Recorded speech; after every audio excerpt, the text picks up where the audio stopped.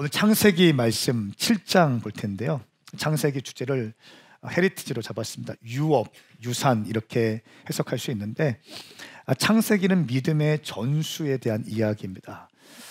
하나님께서 하나님의 형상으로 아담을 창조하셨어요. 그리고 하와를 창조하셨습니다. 그리고 선악과 생명의 나무와 선악과는 먹지 말라 이렇게 말씀하셨는데, 선악과를 먹게 됩니다. 선악과를 먹게 되고 이들이 죄 가운데 노출되었죠. 먹지 말라고 하면 안 먹어야 되거든요. 그런데 인간은 그래요. 먹지 말라고 하면 더 먹고 싶어져. 그래서 먹었습니다. 그때부터 이 인간 세계에 죄가 들어오게 되었습니다. 그래서 수치를 알게 되고 유리방황하게 되었습니다. 하나님께서 은혜를 주셔서 아담과 하와 가운데 가인과 아벨을 태어나게 하셨습니다. 근데 가인과 아벨이 예배 드렸는데, 하나님께서 가인과 그의 예배는 받지 않으시고 아벨과 그의 예배는 받으셨어요. 이것을 보고 가인이 분노하기 시작합니다. 여러분, 분노해서 어떻게 하는가? 동생을 들판으로 유인해서 동생을 때려 죽입니다. 그러니까 똑같이 예배했는데 나의 예배는 받으시고 아벨의 예배는 나의 예배는 받지 않으시고 아벨의 예배는 받으신 것을 보고 분노가 일어나고 시기심이 일어나서 급하게 분노해서 동생을 죽입니다.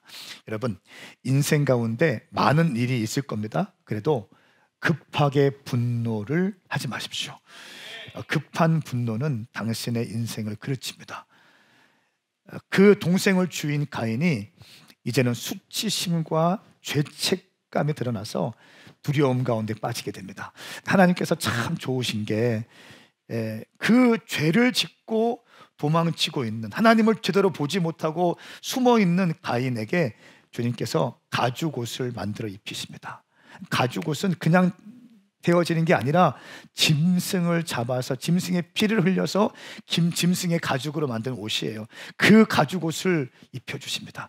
우리 주님이 어떤 분인지 아십니까? 당신이 어떤 죄를 졌다 할지라도, 당신이 과거에 어떤 삶의 모습이 있다 할지라도 주님께서 당신이 이 자리에 와서 주님 도와주십시오 라고 하면 가죽옷을 입혀주시는 분이 우리 하나님이십니다. 저는 오늘 예배 가운데 그 하나님을 만날 수 있길 바랍니다. 가죽옷을 입혀주셨어요. 그리고 나서 이 가인의 자손들이 쭉 태어나고요. 근데 아벨의 제사, 하나님께서 받으셨던 예배를 드렸지만 형에게 죽임받은 아벨, 하나님은 이 아벨을 대신해서 셋을 태어나게 하십니다. 아담과 하와를 통해서 셋을 태어나게 하시고, 성경을 보니까 이렇게 나와요. 아벨을 대신해서 셋이 태어났다. 무슨 말입니까? 영적인 예배를 드렸던 아벨이 죽자 아벨을 대신해서 누군가 신령과 진정의 예배를 드릴 수 있는 영적인 계보를 주님께서 만들어 놓으신다는 거예요. 셋이 태어나기 시작하고 셋의 아들 에노스 때 여호와의 이름을 그 공동체에서 여호와의 이름을 부르기 시작합니다. 할렐루야. 그러면서 이 여호와의 이름을 부르는 아벨의 계보와 또 인간의 계보, 가인의 계보가 이렇게 동시에 계보가 이어지기 시작합니다. 지난주 6장 말씀에 어떤 말씀이 있냐면, 하나님의 아들들이 사람의 딸들을 좋아했다라는 표현이 있습니다. 하나님의 아들이라는 것은 여호와의 이름을 불렀던 아벨의 후손들을 의미합니다. 이 아벨의 후손들, 이 아벨의 남자들이 가인의 후손들, 세상의 후손들, 죄의 후손들을 좋아하기 시작해서 아내를 삼고 결혼하게 됩니다. 피가 섞이게 됩니다. 성경은 말씀하고 있어요. 믿지 않는 자와 멍에를 같이 매지 말라. 어떻게 벨리알과 그리스도가 함께 있고 빛과 어둠이 함께 있을 수 있느냐? 하나님의 사람들이 하나님을 믿지 않는 사람, 여자들을 아내로 맞이하면서 그 후손들이 죄 가운데 노출되기 시작합니다. 자기 마음대로 살기 시작합니다. 그때 하나님께서 그 세상의 사람들을 보시고 세상 사람들을 지은 것을, 이 땅을 창조하신 것을 후회하십니다. 그러면서 한 사람을, 이 세상을 심판하시기로 결정하는데 의로운 사람이 있었어요. 그의 이름은 노아입니다. 노아에게 마지막 때에 대한 심판을 말씀하시고 노아의 방주를 지으라고 말씀하시는 거예요. 이것이 지난주까지의 메시지예요. 근데 노아는 어떤 사람인가? 하나님의 명령을 그대로 지키고 순종하는 사람이었어요. 오늘 7장 말씀은 어떻게 해서 노아가 노아의 방주를 만들었으며 어떤 상황에서 홍수가 펼쳐졌고 노아는 어떻게 대처했는지, 그리고 8장에 넘어가면 언제 홍수가 끝났고 어떤 일이 있었는지, 홍수가 끝난 다음에 노아가 가장 먼저 한 행동은 무엇인지까지가 8장에 나와요. 그리고 9장에 넘어가면 다시는 내가 홍수로 물로 이 땅을 심판하지 않겠다라고 하는 무지개 언약이 9장에 등장해요. 기대가 되십니까? 네, 오늘 저는 7장 말씀을 통해서 구원의 방주, 영원한 피난처이신 예수 그리스도라는 제목으로 하나님 말씀 선포할 때 당신의 심령 가운데 놀라운 역사가 있을 것입니다. 할렐루야. 마음이 열릴지어다.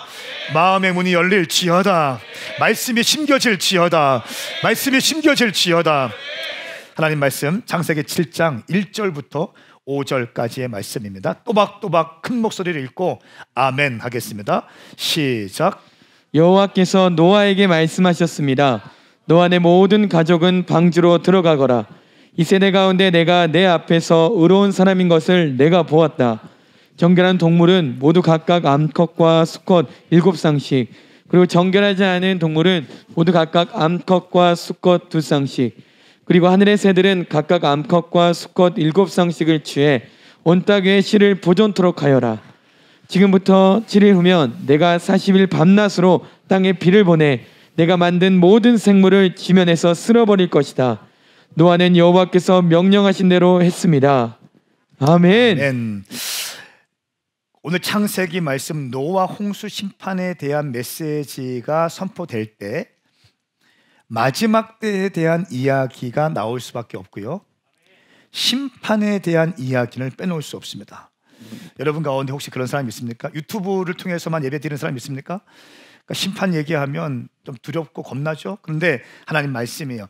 창세기 7장 말씀을 통해서 마지막 때를 언급하지 않고 심판에 대해서 언급하지 않는다. 그래서 말씀을 제대로 전하는 게 아닙니다. 여러분 오늘 말씀은 좀 부담스러울 수 있습니다. 그런데 말씀은요, 여러분들에게 항상 우유병만 꽂아주는 게 말씀이 아니에요. 말씀은 여러분들을 책망하기도 하고요, 여러분들을 일으키기도 하고요, 여러분에게 격려하기도 할 뿐 아니라 여러분들의 잘못된 죄를 깨닫게 하는 것이 하나님의 말씀인 것입니다. 저는 오늘 말씀, 준비했던 말씀이 선포되어질 때 여러분의 심령 가운데 새로운 놀라운 역사가 일어날 줄 믿습니다.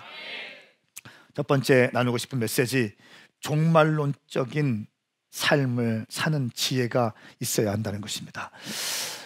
종말론적인 삶을 얘기하면 시한부 종말론, 신천지, JMS, 또 다미선교회, 또 뭐가 있습니까? 이런 이단들, 땅 팔고 집 팔아서 교주한테 충성해서 이렇게 생각하는 사람들이 그거 아닙니다. 성경에서 말하는 마지막 때와 종말에 대한 메시지는 우리 주님께서 만왕의 왕이신 주님께서 다시 심판주로 오신다는 것입니다. 할렐루야. 근데 많은 사람들이요, 제가 옆에서 교제하고 있는 많은 목사님들, 많은 영향력이 있는 목사님들, 깨어있고 기도하시는 목사님들 보시면 한결같이 하는 말입니다. 진짜 마지막 때가 되었습니다. 제가 정말 존경하는 목사님들이 이런 말씀하세요. 우리 때는 그냥 목회할 만했는데 황 목사 때는 진짜 마지막 때야. 황 목사가 목회할 때는 진짜 마지막 때야. 어떻게 하면 좋아? 우리 때는 십자가만 꽂으면 교회 사람들이 모였는데 황 목사 불쌍해서 어떡해? 제가 이런 말 참 많이 들었습니다. 저는 또 얘기하고 싶습니다. 우리 백 목사 불쌍해서 어떡해? 우리 권도사 불쌍해서 어떡해? 시간이 지나면 지날수록 세대는 더 악해지고 주님 오실 날은 가까이 온다는 겁니다. 정말 마지막 때예요. 정말 마지막 때. 마지막 때. 여러분, 이 코로나가 일어나는 현상도요, 자연현상이지만요, 마태복음 24장 25장을 보면 마지막 때 징조가 있는데 전염병이라는 게 있어요. 천재지변도 마지막 때 징조 중에 하나예요. 사람이 사람을 미워하고 전쟁이 있고 사람을 죽이고 다 돈을 사랑하고 다 마지막 때 이야기예요. 마지막 때. 베드로전서 4장 7절 말씀에 보시면 만물의 마지막이 가까이 왔습니다. 그러므로 여러분 점점 정신을 차리고 깨어서 기도하십시오 라고 말씀합니다. 마지막 때가 가까이 왔다는 거예요. 베드로는요 AD 70년, 80년, 60년 요때에 깨어있으라고 선포했어요. 마지막 때가 가까이 왔다. 그러므로 여러분 정신을 차리고 깨어있으십시오. 이 노아의 홍수에 대한 메시지는 마지막 때를 사는 우리에게 깨어있으라고 말씀하는 겁니다. 그러면 어떤 사람들에게 주님은 이 마지막 때에 대한 비전을 주시고 소망을 주시고 또 부르심을 주시는가? 의로움으로 인정받는 사람이에요. 1절 말씀 보시면 여호와께서 노아에게 말씀하셨습니다. 너와 내 모든 가족은 방주로 들어가거라. 이 세대 가운데 네가 내 앞에 의로운 사람인 것을 내가 보았다. 아멘. 어떤 사람을 남겨두시나요? 노아를 남겨두시는데 노아의 특징이 뭔가요? 하나님 앞에서 의롭다. 의로운 사람이라는 거예요. 어떤 사람이 의로운 사람인가? 뜻을 정하고 하나님의 뜻에 순종하는 사람이에요. 우리가 우리 교회에서는 일용할 양식을 하는데 다니엘서 1장 8절 말씀에 보시면 다니엘은요 뜻을 정하고 왕의 음식으로 자기의 몸을 더럽히지 않는다고 나와요. 이게 무슨 말인가 하면 다니엘이 바벨론으로 포로로 끌려갔습니다. 그때 나이가 14살, 15살이라고 얘기해요. 학자들의 얘기인데 그리고 3년 동안 바벨론 궁중에서 최고 엘리트 교육을 받습니다. 최고의 교수진과 최고의 음식과 최고의 옷을 입고 최고의 잠자리를 제공받으면서 3년 동안 느부갓네살 키즈로서 정치 다음 주자로서 이제 훈련을 받게 되는 겁니다. 그때 왕과 함께 식사할 수 있는 기회가 왔는데 왕의 음식을 먹지 않겠다고 하는 거예요. 왜 그랬는가? 왜 그런 뜻을 정했는가? 그 당시에 느부갓네살 왕에게 바쳐지는 모든 음식은요 바벨론 신에게 먼저 그 바벨론 신을 섬기는 제사장들이 그 음식과 그 고기와 포도주를 먼저 신에게 바치고 그리고 축복하고 주수를 하면서 우상 숭배의 예물, 먼저 우상의 신에게 바쳐졌던 예물이 바벨론 왕 느부갓네살에게 왔기 때문에 그것을 알고 있던 다니엘은 우상의 제물을 먹지 않기로 결정한 거예요. 다니엘은 유대인입니다. 그리고 블레셋 사람들은요 돼지고기를 먹었다고 나와요. 성경에는 안 나오는데 역사책에 보면 나옵니다. 바벨론에서는 먹었기 때문에 유대인으로서의 여러분 유대인들은 돼지고기 안 먹습니다. 그렇기 때문에 이런 것들 다 거부하기 위해서 그 왕의 진리를 거부합니다. 그리고 나서 자기의 몸을 더럽히지 않기로 결정해요. 어떤 사람이 의로운 사람인가? 하나님의 말씀을 붙잡고 하나님의 말씀에 순종하기 위해서 뜻을 정하고 결심하는 사람이 의로운 사람이에요. 그리고 그 뜻을 정하고 실행하는 사람입니다. 다니엘서 1장 9절 말씀 보니까 다니엘이 뜻을 정하자마자 주님께서 하신 말씀이 뭡니까? 은혜와 긍휼을 입었다. 한번 읽어볼까요? 9절 말씀 시작. 그때 하나님께서 다니엘이 내시의 우두머리에게 은혜와 긍휼을 얻게 하셨습니다. 아멘. 은혜와 긍휼을 입는 인생이 되는 거예요.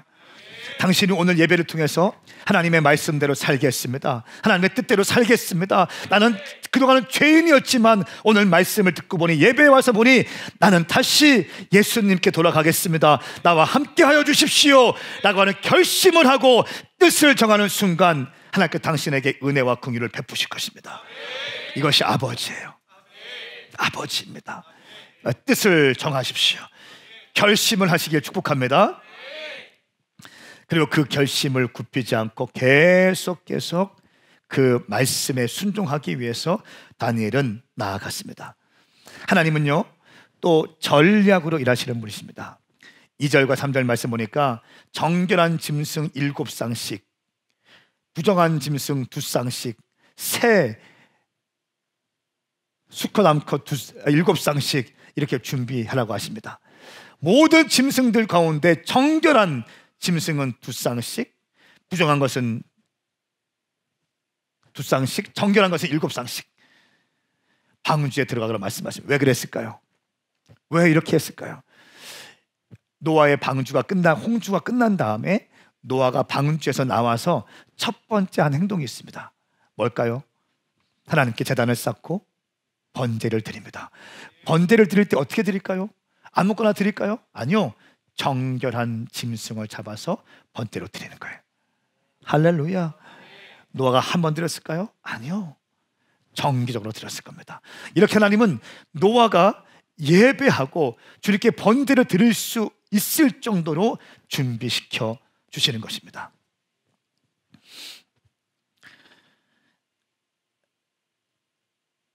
네 번째는 카이로스의 시간을 사는 삶이 중요합니다.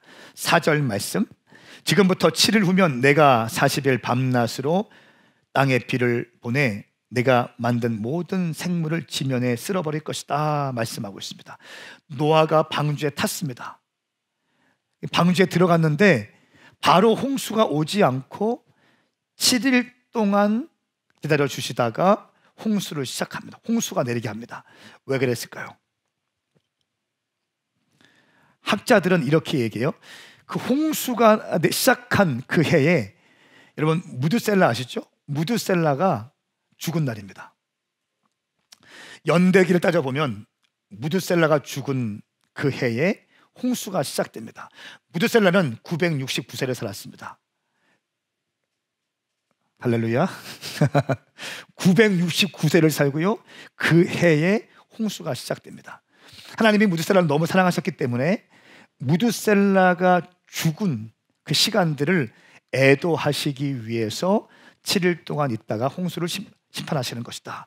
학자들은 첫 번째 이렇게 얘기하고, 두 번째는 이 땅의 심판을 앞두고 하나님께서 세상을 애도하시기 위해서 일주일간을 시간을 확보하신 것이다. 또 세 번째는 인류에게 마지막으로 회개할 시간을 주기 위해서 일주일이라는 시간을 남겨두셨다. 어쨌든 성경에는 안 나오지만 방주에 들어간 다음에 일주일 뒤에 홍수가 시작되어집니다. 여러분, 하나님의 때라는 게 있습니다. 하나님의 시간이라는 게 있어요.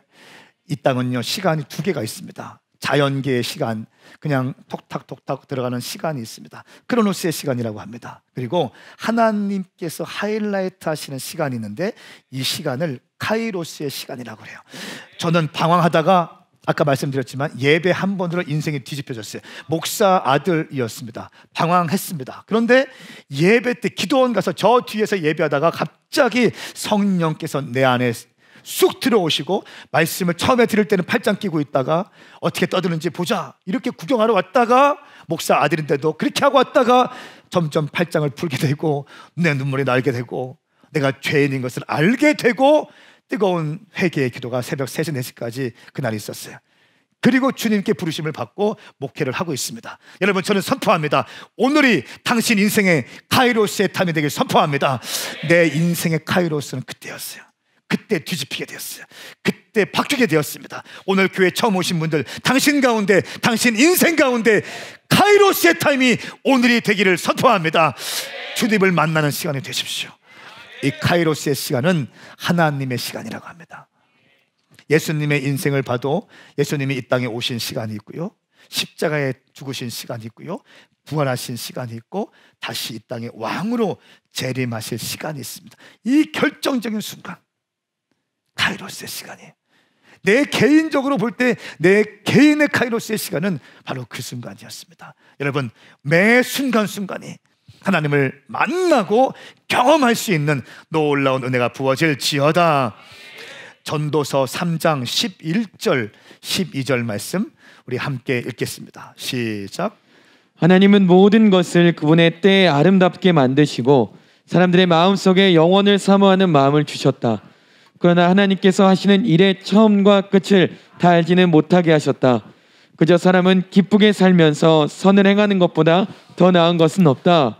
아멘. 제가 이 말씀을 묵상을 하는데 참 큰 은혜를 저희가 주셨어요. 하나님은 모든 것을 그분의 때에, 그분의 때에, 우리의 때가 아니라, 당신의 때가 아니라, 당신 부모님의 때가 아니라 그분의 때에 아름답게 만드시고 사람들의 마음속에 영원을 사모하는 마음을 주셨습니다. 영원을 사모하는 마음을 주셨습니다. 그런 하나님께서는 하시는 일의 처음과 끝을 다 알지는 못하게 하셨습니다. 이게 비밀이에요. 처음과 끝을 다 알지 못하게 하셨다는 거예요. 우리 인생의 처음과 끝을 다 알지 못하게 하셨다는 거예요. 우리 연정자매의 처음과 끝을 알지 못하게 하셨다는 거예요. 우리 지혜 집사님의 처음과 끝을 알지 못하게 하셨다는 거예요. 우리가 처음과 끝을 다 알면요, 엄청 교만할걸요. 우리의 끝을 우리가 안다 그러면 그 끝 되기 1분 직전에 회개할걸. 뺀들뺀들거려가지고 자기 마음대로 살다가 하고 싶은 거 다 하고 살다가 그때 내가 죽기 바로 한 5분 전에, 보라야, 그지? 한 5분 전에 주님 믿습니다. 용서하여 주실 줄 믿습니다. 머리부터 발끝까지 깨끗하게 씻어 주십시오. 할렐루야. 하나님의 비밀이에요. 처음과 끝을 알지 못하게 하셨다. 자, 12절 말씀에 제가 어제 말씀을 묵상하는데 그렇게 저한테 위로가 되었어요. 그저 사람은 기쁘게 살면서 선을 행하는 것보다 더 나은 것이 없다. 할렐루야. 그러니까 처음과 끝을 알지 못하고 그분의 때, 내 때가 아니라, 심지어 왜 이런 일이 우리 삶 가운데 일어났는지, 왜 이런 일이 우리 가정 가운데 일어났는지, 왜 우리 딸, 아들 가운데 이런 일이 있고, 왜 남편 가운데, 아내 가운데, 내 친구 가운데, 내 인생 가운데 이런 일이 일어났는지 나는 알 길이 없지만, 처음과 끝을 알 수도 없지만, 그저 사람은 기쁘게 살면서 선을 행하는 것보다 더 나은 것이 없다. 할렐루야. 여러분 인생 가운데 지쳐있고 여러 가지 상황이 있는 사람 있습니까? 오늘 이 말씀 붙잡으십시오. 그저 사람은 기쁘게 살면서 선을 행하는 것보다 더 나은 것이 없다. 한번 인사하실까요? 우리 선을 행하면서 기쁘게 삽시다. 시작. 오늘 끝나고 내가 커피 살게. 돈 앞에서 약해지는 왜 그런지 알지 못하지만, 왜 내 삶 가운데 이런 일이 있는지 모르지만, 처음과 끝을 알지 못하지만, 그럼에도 불구하고 그저 사람은 기쁘게 살면서, 여러분 힘든 일이 있는데 기쁘게 사는 거 쉬울까요? 어려울까요? 어렵죠. 가정에 어떤 문제가 있는데 기쁘게 사는 거 쉬울까요? 어려울까요? 어렵죠.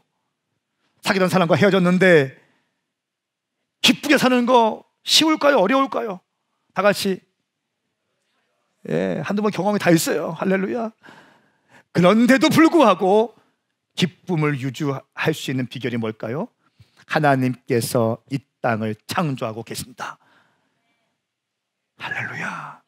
하나님께서 이 땅을 창조하고 계시고 내 인생을 통치하고 계시며, 나는 잘 모르겠지만 이런 일을 행하실 때에는 주님의 섭리가 있고 주님의 이유가 있을 것이다. 하나님은 내 머리털보다 더 많은 것도 다 알고 계시고 내 머리털까지 세심 받으신 분이시다. 나도 때로는 나를 잘 모르지만 하나님은 나를 잘 아시는 분이다. 그 믿음이 있을 때 우리는 하나님께 감사하며 기쁨의 삶을 살 수 있게 되는 것입니다. 다시 한번 선포합니다. 당신 인생 가운데 기쁨이 부어질지어다. 하나님에 대한 신뢰함이 부어질지어다. 노아의 방주가 진행되는 과정을 쭉 설명해 놓은 책이 있는데, 제가 이 창세기 강해를 할 때, 또 다니엘서 강해를 할 때 구약 교수님입니다. 송경영 교수님이라고 엑스포지멘터리라는 책이 있습니다. 그 다니엘서 주석책이고 또 창세기 주석책인데 그 책을 참 많이 참고합니다. 근데 이렇게 그 책에 이렇게 홍수 심판 과정에 대해서 기록했는데요. 첫 번째 홍수 예고가 있을 때 노아가 600세 때였다. 600세 되는 2월 10일에 그때 홍수 예고가 있었고 노아가 방주에 들어갑니다. 그리고요, 홍수가 시작된 것은 노아가 600세 되던 2월 17일에 홍수가 시작됩니다. 7장 11절 말씀, 노아가 600세 되던 해의 둘째 달 17일 그날에 거대한 기품의 샘들이 한꺼번에 터지고 하늘의 창들이 열려 하면서 홍수가 2월 17일에 시작됩니다. 그러면서 40일 동안 내린 비가 계속 내리다가 멈추는 것은 600세, 노아 600세의 3월 27일 금요일에 노아의 홍수가 비가 멈춥니다. 40일 동안 밤낮으로 비가 내린 겁니다. 그러니까 여기까지가 오늘 7장에 나온 내용이거든요. 그리고 150일 동안 물이 범람하고 빠진다. 8장에 나옵니다. 이때가 7월 17일. 산봉우리가 이제 온 지면에 물이 가득했는데 물이 마르고 산봉우리가 보인 때가 8장 5절 말씀에 노아 600세 10월 1일에 산봉우리가 보여요. 온 지면이 가장 높은 산도 물로 덮였다가 산봉우리가 보인 게 이때입니다. 그리고 노아가 까마귀들을 보냅니다. 600세 11월 10일에 까마귀를 보냅니다. 그 다음 비둘기를 보냅니다. 노아 600세 11월 24일에 비둘기를 보냅니다. 다시 비둘기를 두 번째 보내는데 600세 12월 1일 날 주일날 보냅니다. 그리고 지면에 물이 마르게 되는데 노아 601살 2월 27일에 601살 1월 1일에 수요일에 물이 마르게 되죠. 그리고 노아가 방주에서 나온 것은요 601살 2월 27일에 나옵니다. 8장 14절 말씀에 다 성경적인 것을 근거로 해서 연대기를 만든 거거든요. 노아가 500살에 방주를 만들기 시작합니다. 학자들은 얘기합니다. 100세, 어떤 분들은 110세, 어떤 분들은 120세, 100년, 110년, 120년, 100년 동안, 110년 동안 노아의 방주를 만듭니다. 500세부터 그때부터 방주를 만들기 시작해서 600세까지 약 100년 동안 노아의 방주를 만들어요. 누구랑 만드는가? 셈과 함과 야벳과 노아의 자녀들과 함께 방주를 약 100년 동안 짓기 시작합니다. 그리고 600세 됐을 때 홍수가 시작돼서 약 1년하고도 17일을 노아의 방주에서 있으면서 생활합니다.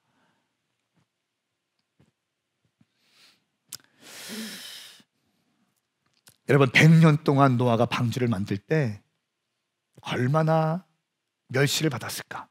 그렇죠. 태양이 너무 좋은데 노아는 방주를 만들고 있는 거예요. 골프도 치러 가고 또 여행도 가고 해야 되는데 노아는 그거 하는 거예요. 그거. 근데 말씀을 보니까 그거 할 때 어떻게 하는가? 여호와를 경외하는 마음으로 한대요. 경외함이 무엇인가? 하나님을 사랑하는 마음, 하나님을 두려워하는 마음, 하나님께 순종하는 마음이에요. 그냥 대충 하는 것이 이 지겨운 거 빨리 하고 끝내자 이게 아니라 하나님을 두려워하는 마음과 하나님을 사랑하는 마음과 하나님께 순종하는 마음으로 100년이라는 시간 동안 방주를 만들어요.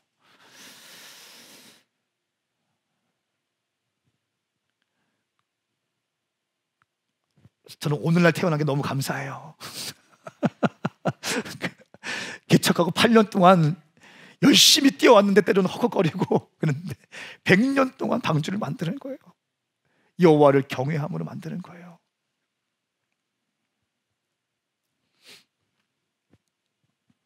사람들이 욕했을 겁니다. 지금 태양이 이렇게 좋은데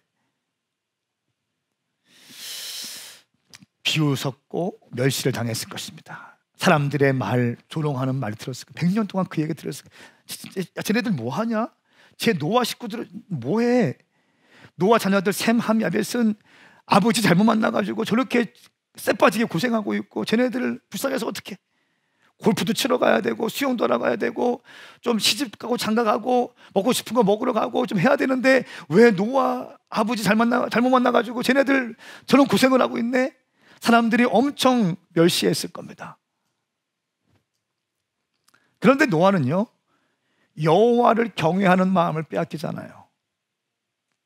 사람들의 말 앞에 여호와를 경외하는 마음을 빼앗기지 않는다고요. 사람들의 조롱 앞에 여호와를 경외하는 마음을 빼앗기지 않아요. 신세 한탄하지 않는다고요. 왜 나한테 이런 일을 주십니까? 이렇게 말하지 않는다고요. 여호와를 경외하는 마음을 유지하면서 100년 동안 노아의 방주를 만들어요. 여러분, 이것이 의로운 자의 라이프 스타일이에요. 그러니까 다니엘이 뜻을 정했잖아요. 결심했잖아요. 왕의 더러운 음식, 우상의 재물을 먹지 않기로 결정했잖아요.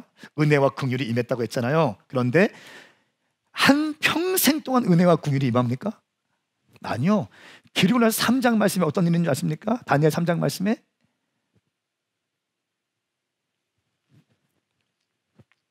엄청난 위기가 또 시작돼요. 사자, 굶주려 있는 사자 앞에 사자굴에 던져지게 됩니다. 왜 그런지 아세요? 하루에 3번씩 자기의 국가 예루살렘을 바라보고 성전을 바라보고 하루에 3번씩 다니엘 기도했거든요. 창문을 열어놓고 큰 소리로 주님을 경배했거든요. 그런데 그때 명령이 뭐였냐면 느부갓네살 왕 외에 다른 신에게 절하거나 경배하면 다 감옥에 쳐넣겠다, 사자밥이 되게 하겠다, 왕의 어인을 찍고 왕의 도장을 찍고 공식적으로 법을 집행하는 거였거든요. 다니엘 정치인이었거든요. 그런데도 불구하고 정치 성공하려면 그거 하면 안 되는 거거든요. 그런데도 불구하고 하나님과의 약속, 하나님과의 그 언약을 지켜내기 위해서 정치적인 피해와 손해를 감수하고 하나님의 약속을 지켜내기 위해서 하루에 3번씩 성전을 향해서 경배하거든요. 그 일로 인해서 사자 구덩이에 던져지게 돼요. 여러분, 이게 은혜와 긍휼이라고 할 수 있습니까?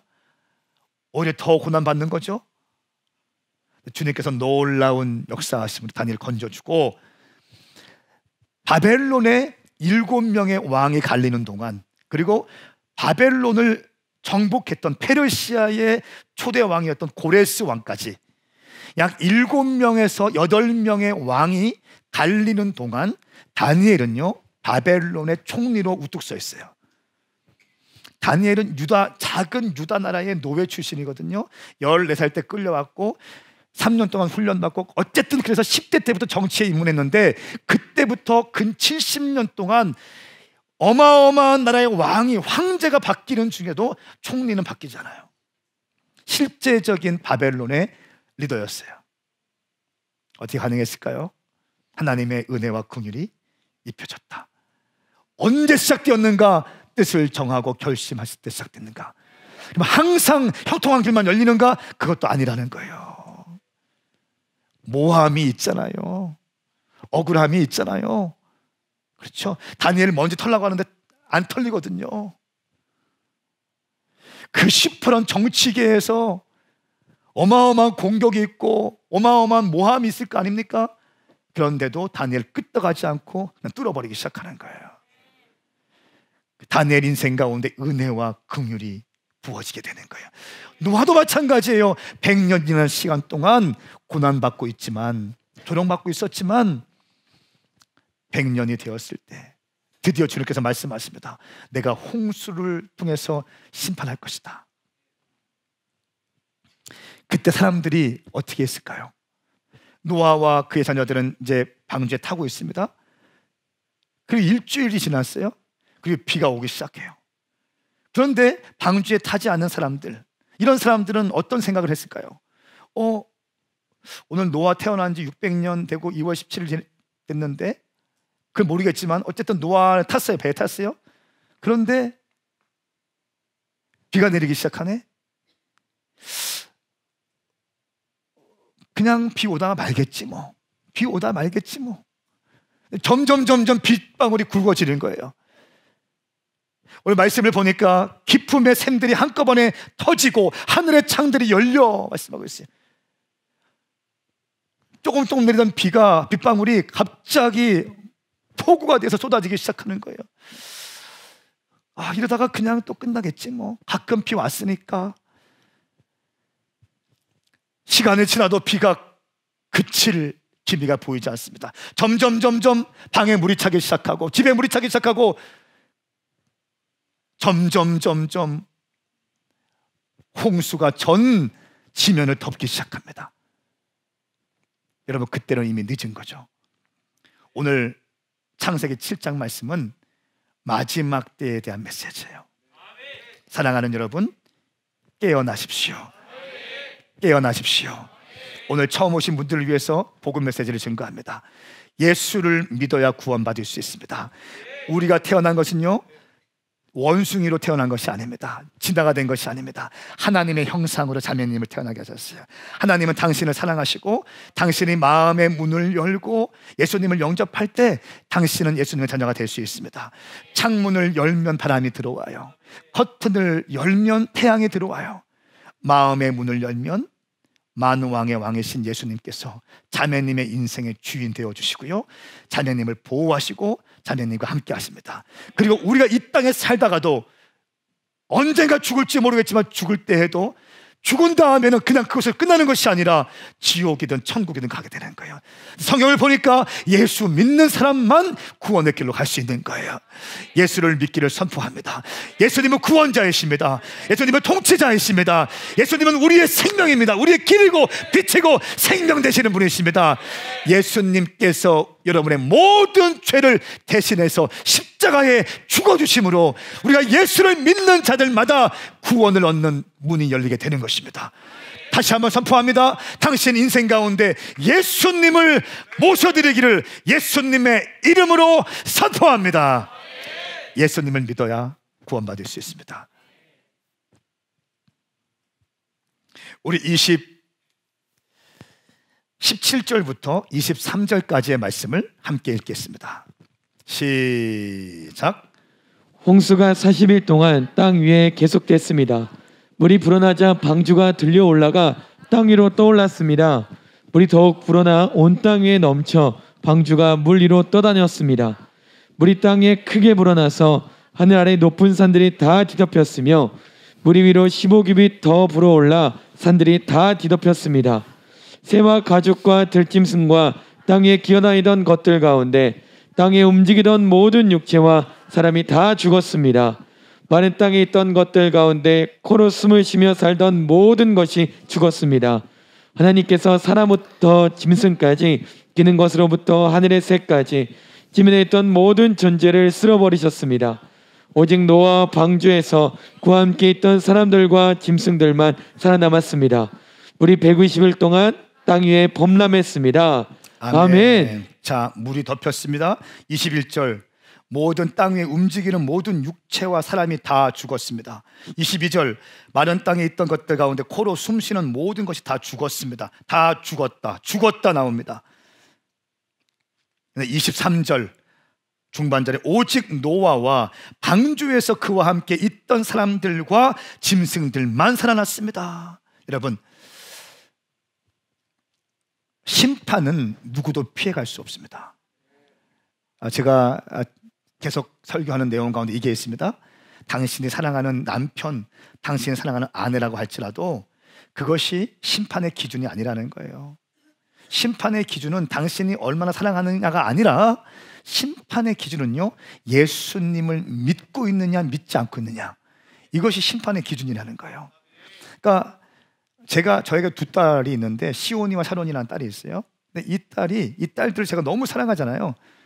저는 그 아이들이 길을 가고 있다가 덤프트럭이 막 온다면 제 몸을 던져서 그 아이를 살릴 수 있어요. 조금의 고민도 안 합니다. 그냥 위기 가운데 있으면 내 몸을 던져서 그 아이를 살릴 거예요. 믿으세요. 의심의 영은 떠나갈지어다. 아버지의 마음이 그런 거 아니겠어요? 나보다는 자녀들이 잘 되게 원하는 거죠. 그런데요, 제가 그렇게 사랑하고 아끼는 우리 두 딸을 내가 사랑한 황성은 목사가 사랑한다고 해서 구원받는 거 아니에요. 황성은 목사가 얼마나 사랑하는지는 그렇게 중요한 게 아니에요. 이 아이들이 예수님을 제대로 믿고 거듭난 자가 돼야지 구원받는 것입니다. 우리 시온이 사론이 내가 너무 사랑하지만 이 아들이 거듭나지 않으면 주님 품에 안길 수 없을 거예요. 지옥에 갈 겁니다. 여러분 무슨 말인지 아시겠어요? 당신이 사랑하는 남편, 당신이 사랑하는 아내, 당신의 자녀들, 당신이 사랑한다고 해서 구원받는 거 아닙니다. 예수 믿어야 구원받는 것입니다. 오늘도 마찬가지예요. 노아의 방주에 들어온 사람은 사는데 노아의 방주에 들어가지 않으면 살지 못하는 겁니다. 그냥 다 죽임을 당하는 것입니다. 심판은 누구도 피해갈 수 없는 것입니다. 마태복음 24장 38절 39절 말씀, 홍수가 나기 전 사람들은 노아가 방주에 들어가던 그날까지도 먹고 마시고 장가가고 시집가고 하다가 홍수가 나서 그들을 모두 쓸어갈 때까지 무슨 일이 일어나고 있는지 전혀 알지 못했습니다. 인자가 올 때도 그와 같을 것입니다.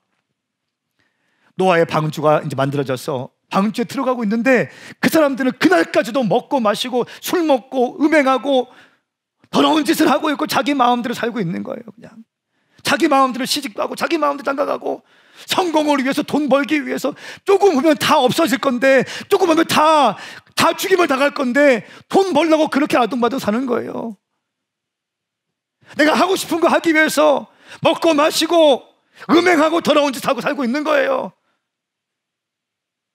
사람들은 지금 구원의 방주로 들어가고 있는데 수많은 사람들은 그거를 알지 못하고 죽어가고 있는 것입니다. 심지어 홍수가 내리고 있는데도, 오늘 말씀 보세요. 홍수가 내리고 있는데도 도무지 무슨 일이 일어나는지 모르고 있다는 거예요.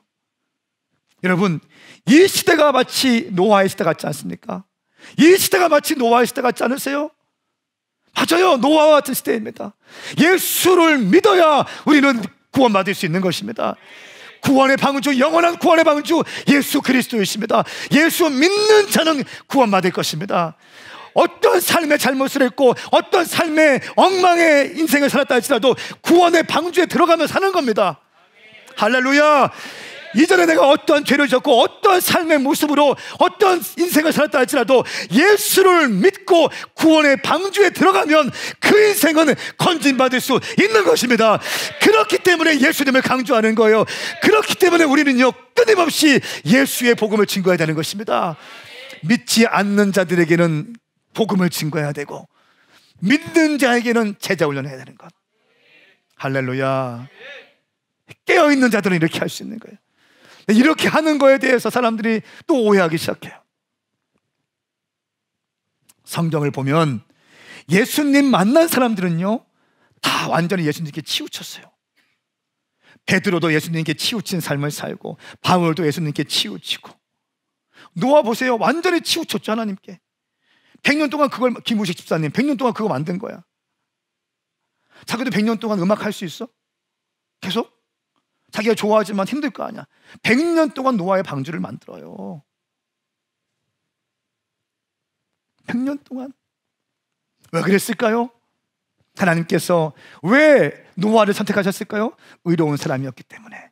아까 7장 1절 말씀에 내 앞에서 의로운 사람인 것을 내가 보았다는 거예요. 내가 보았다. 노아는 의로운 사람이다. 다니엘은 의로운 사람이다. 뜻을 정했다. 결심했다. 할렐루야. 사람 앞에서가 아니라 하나님 앞에서. 그리고 이 모든 것이 죽임을 당할 때 노아와 그의 방주에 들어온 사람들만은 살게 되었다는 거예요. 하나님은요, 두 번째 중요한 포인트는 심판 중에도 항상 남은 자들을 남겨두십니다. 남은 자가 있어요. 남은 자. 기회를 한 번 더 주시는 겁니다. 이사야 10장 21절 22절 말씀에 남은 사람들은 돌아올 것이다. 야곱의 남은 사람들이 강하신 하나님께로 돌아올 것이다.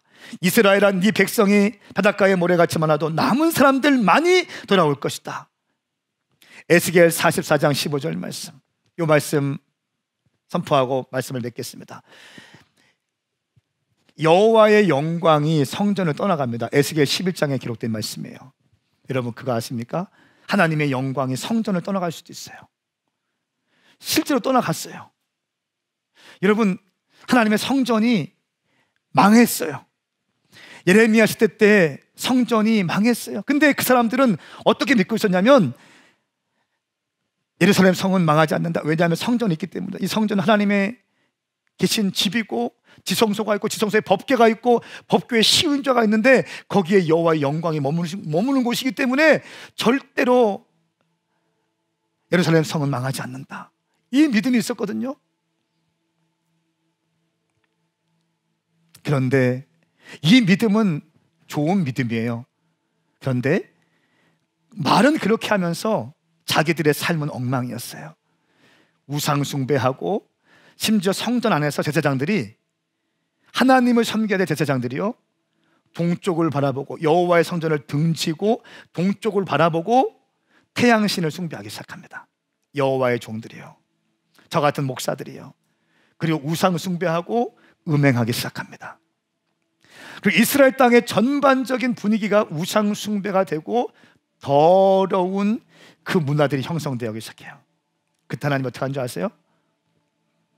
철저하게 보호받을 거라고 생각했던 이스라엘 땅이 바벨론에 의해서 아주 심하게 짓밟힙니다. 성전이 무너지고 이스라엘 백성들은 포로로 끌려가게 되고 나라가 망하게 돼요. 성전은 망하게 됩니다. 여러분, 교회도 망할 수 있을까 없을까요? 교회 망할 수 있습니다.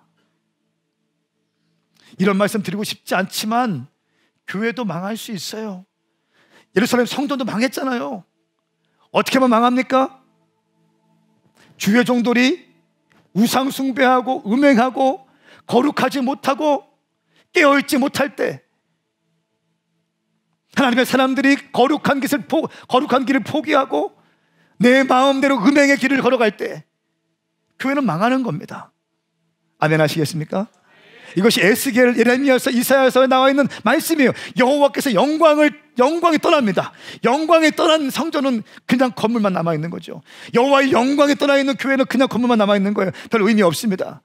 그런데 감사하게도 다시 새로운 성전을 준비하게 하시고 에스겔 환상 가운데 성전을 준비하십니다. 그리고 43장, 에스겔 43장 말씀에 떠났던 여호와의 영광이 동문으로 향해서 다시 들어옵니다. 새롭게 성전을 구비했을 때 영광에 들어오시고요, 에스겔 44장 말씀에 어떤 일이 있습니까? 리더십 체인지가 있어요. 그 전까지 레위 지파의 제사장들이 성전에서 하나님을 섬겼지만 이제는 너희가 더럽게 음행했고 우상 숭배했기 때문에 너희들은 저 뜰에 가서 일하고 사독 계열의 제사장들만 성소에 와서 나를 섬길 것이다. 성경은 이렇게 말씀하고 있어요. 에스겔 44장 15절 말씀.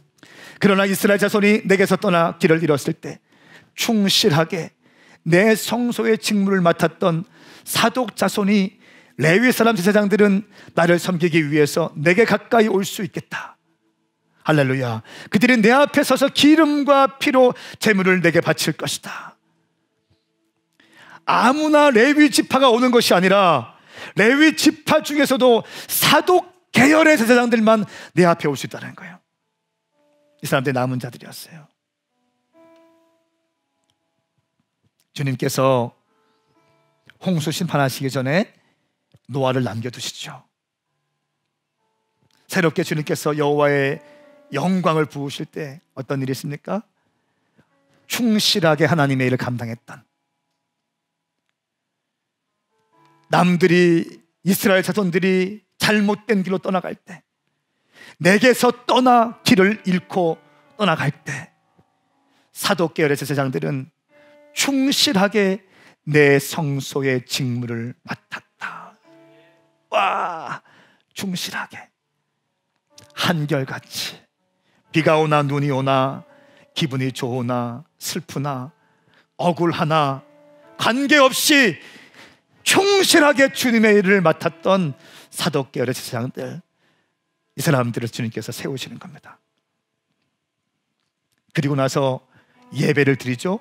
45장, 46장에는 예배에 대한 이야기가 또 나옵니다. 예배는 무엇입니까? 이 땅을 창조하신 주님을 기억하며 예배하는 거고요, 우리가 영원히 죄인 되었던, 종 되었던 우리를 건져주신 하나님의 은혜에 감사해서 예배드리는 거. 그리고 47장 말씀에 예배드릴 때 어떤 일이 있습니까? 생수의 강이 성소에서 흘러넘쳐서 온 지면을 덮치는데 아라바 광야와 사이의 바다까지 들어갑니다. 아라바 광야는요, 광야고요, 사막입니다. 그 사막에 생수의 강이 흘러가니까 거기가 생명력 있고 열매를 맺는 놀라운 역사가 일어나는 거예요. 사해 땅, 사해 바다 가운데 말 그대로 죽은 바다, 염분이 너무 세서 생명력이 살 수 없는 그 바다 가운데 생수의 강이 흘러가니까 그 바다가 다시 살아나기 시작해서 많은 물고기들과 생명체들이 살기 시작하는 거예요. 그리고 12달 동안 이 열매를 맺는데 많은 열매가 있고 잎사귀는 모든 민족을 치유할 수 있는 또 치유의 재료가 돼요. 성령이 임하실 때 깨어진 인생이었지만 다시 한번 우리의 성전을 새롭게 하고 우리의 예배를 바르게 하고 우리의 신실했던 것을 주님께 올려드리며 예배할 때 성령을 부어주시고 성령이 임하실 때 우리의 무너진 인생들은 회복되어질 수 있는 것입니다. 마른 뼈와 같은 우리 인생 어떻게 치유될 수 있습니까? 생기가 불어올 때 우리는 극히 큰 군대가 될 수 있는 것입니다. 사랑하는 여러분, 지금은 마지막 때입니다. 노아의 방주에 사람들이 들어올 수 있도록 여러분이 알려주십시오. 신실하게 알려주십시오. 신실하게 외치십시오. 예수 믿어야 구원받습니다. 예수 믿어야 구원받습니다. 예수님만이 길이고 진리고 생명이고 예수를 영접하는 자는 심판을 받지 아니하고 영원한 생명 가운데 들어갈 수 있습니다. 여러분, 이런 삶 살지 않으시겠습니까? 억울해도 힘들어도 외로워도 지쳐도 이 복음 의지해서 뜨겁게 주님을 증거하십시다. 여러분들이 복음을 증거하면 뭘 꼭 그렇게 복음을 증거해야 돼? 여러분들이 금식하면 뭘 또 그렇게 금식해야 돼? 여러분들이 헌신하면 뭘 그렇게 헌신해야 돼? 이런 말들이 분명히 있을 것입니다. 그런 거 신경 쓰지 말고 나를 건져주신 예수 그리스도께 삶을 드리시기를 예수님의 이름으로 선포합니다. 함께 일어나시겠습니다. 두 손을 번쩍 들고 기도할 때 거룩하신 성령님, 나를 그렇게 사용하여 주시옵소서. 내가 남은 자가 되겠습니다. 나도 예수 믿고 구원받는 인생 되게 하여 주시고 믿지 않는 자에게 복음을 증거하고 믿는 자에게 제자훈을 할 수 있는 내가 되게 하여 주시옵소서. 주의 이름 삼창 부리며 기도합니다. 주여 주여 주여. 우리 한 번 더 기도할 때 여러분 주변에 예수 믿지 않는 사람의 이름을 부리며 기도합시다. 여러분 기억하세요. 당신이 아무리 사랑한다고 해서 그 사람 구원받지 않습니다. 예수를 믿을 때 구원받는 거예요. 예수를 믿을 때 구원받는 거예요. 많이 배웠다고 구원받지 않습니다. 돈 많다고 구원받지 않습니다. 잘생겼다고 구원받지 않습니다. 예수 믿어야 구원받는 겁니다. 목사라고 구원받지 않아요. 예수 믿는 목사가 될 때 구원받는 거예요. 예수 믿어야 됩니다. 예수 믿어야 됩니다. 여러분 주변에 여러분의 부모님들, 여러분의 형제들, 여러분의 남편, 아내, 여러분의 친구들, 친척들 이 시간 두 손 번쩍 들고 이름을 부르면서 주님 예수 믿게 하셔서 함께 구원의 방주에 들어가게 하여 주시옵소서. 주의 이름 삼창 부리며 기도합니다. 주여 주여 주여. 예, 주님 감사합니다. 오늘 우리 인생의 영원한 구원의 방주이신 예수 그리스도, 그 주님을 보게 하시니 감사합니다.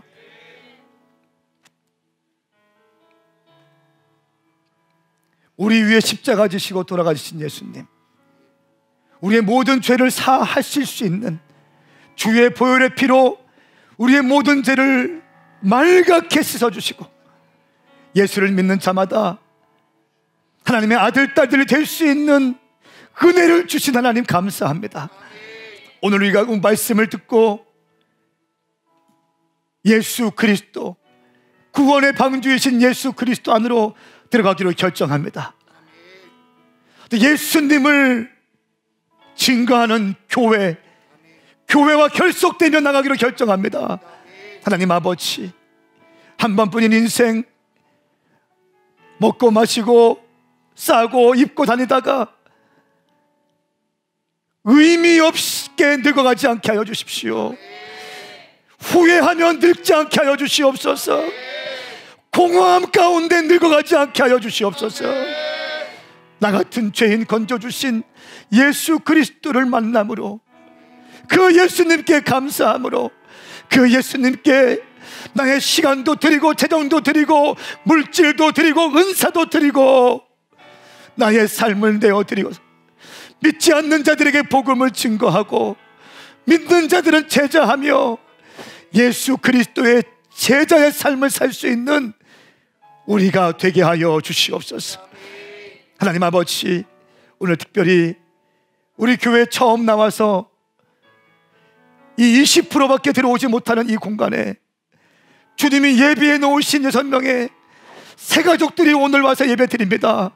하나님 아버지, 하나님 아버지, 99마리 양보다 잃어버린 한 양을 찾기 위해서 수고하고 애쓰셨던 주님, 오늘 이 시간 잃어버린 양들이 주님의 품으로 왔사오니 오늘 이 시간 압도적인 예수의 사랑으로 임하여 예수 믿고 구원받는 놀라운 역사가 오늘 일어나게 하여 주시옵소서.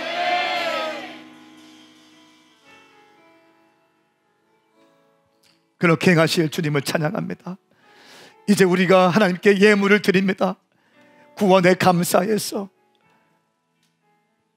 주의 은혜에 감사해서 10의 1조 주정예물, 감사예물, 건축예물, 선교예물 하나님께 올려드릴 때 주님 이 예물 흠양하시고 주님 나라 위하여 귀하게 쓰임받는 재정이 되게 하여 주시옵소서.